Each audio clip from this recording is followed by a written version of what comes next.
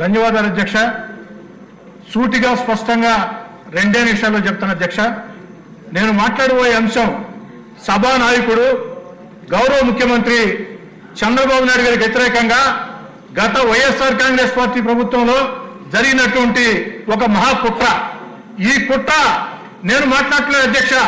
గత రాత్రి ABN big debate లో వెంకటకృష్ణతో స్వయంగా సీనియర్ ఐఏఎస్ అధికారి, విశ్రాంత ఐఏఎస్ అధికారి పివి రమేష్ గారు చాలా స్పష్టంగా చెప్పారు అధ్యక్ష. గత రాత్రి ఏబిఎన్ బిగ్ డిబేట్ లో వచ్చే అంశాలని ఈరోజు ఆంధ్రజ్యోతిలో ప్రముఖంగా వచ్చాయి అధ్యక్ష.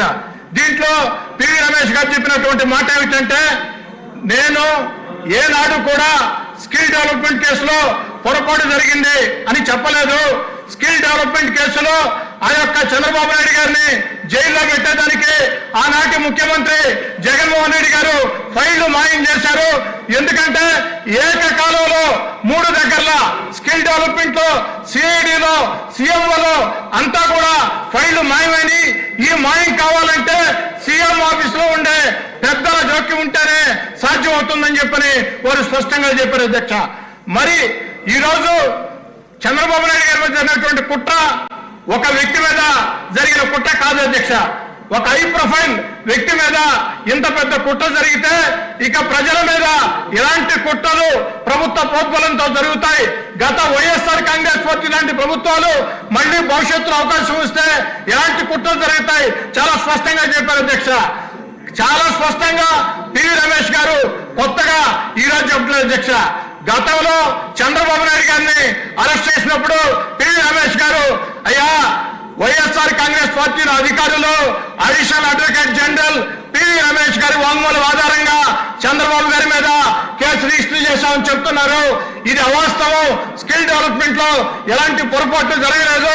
కొన్ని లక్షల మందికి మేళ్లు జరిగాయి. నా యొక్క స్టేట్మెంట్ ని ఫ్యాబ్రికేట్ చేస్తున్నారని అదే మాట రాత్రి కూడా చెప్పారు అధ్యక్ష. ఒక సీనియర్ విశ్రాంత అధికారి కేసుని, వాంగ్మూలాన్ని ఫ్యాబ్రికేట్ చేశారంటే, తప్పుదారి పట్టించారంటే ఇది ఒక మహాకుట్ర అధ్యక్ష. దీని మీద ప్రభుత్వం స్పందించాలా మిమ్మల్ని కూడా అడుగుతున్నాను అధ్యక్ష నేను. ఎందుకంటే సభానాయకుడు ముఖ్యమంత్రి గారి మీద గౌరవ మర్యాదలకు సంబంధించి 53 రోజులు జైల్లో దుర్మార్గంలో పెట్టిన కుట్రకు సంబంధించి స్వయంగా విశ్రాంత ఐఏఎస్ అధికారి డీజీపీ గారికి లేఖ రాశారు. విశ్రాంత ఐఏఎస్ అధికారి దీని మీద విచారణ చేయమని డీజీపీ గారికి లేఖ రాస్తే ఆ లేఖ మీద డీజీపీ గారు స్పందించారా లేదా, స్పందించకుంటే ఎందుకు స్పందించలేదు, స్పందించి ఉంటే ఏం జరిగింది, దీని మీద తేల్చాలా. దయచేసి మిమ్మల్ని కోరేది, ఈ రోజు 0 అవర్ ని రద్దు చేయండి. 0 అవర్ ని రద్దు చేసి సభలో ఉన్నటువంటి సభ్యుల అందరి అభిప్రాయాలు తెలుసుకోండి. ఇది చాలా ముఖ్యమైన అంశం. ఒక విశ్రాంత ఐఏఎస్ అధికారి స్వయంగా మీడియా ముందుకు వచ్చి చెప్తున్న మాట వారు కొత్తగా ఇప్పుడు చెప్పే మాటలు కాదు, ఆనాడే చెప్పి ఉన్నారు. దీన్ని సీరియస్ గా తీసుకోవాలని కోరుకుంటూ సెలవు తీసుకుంటూ ఉన్నారు. ఈ వీడియో మీకు నచ్చినట్లయితే please share, like and subscribe R24 Telugu.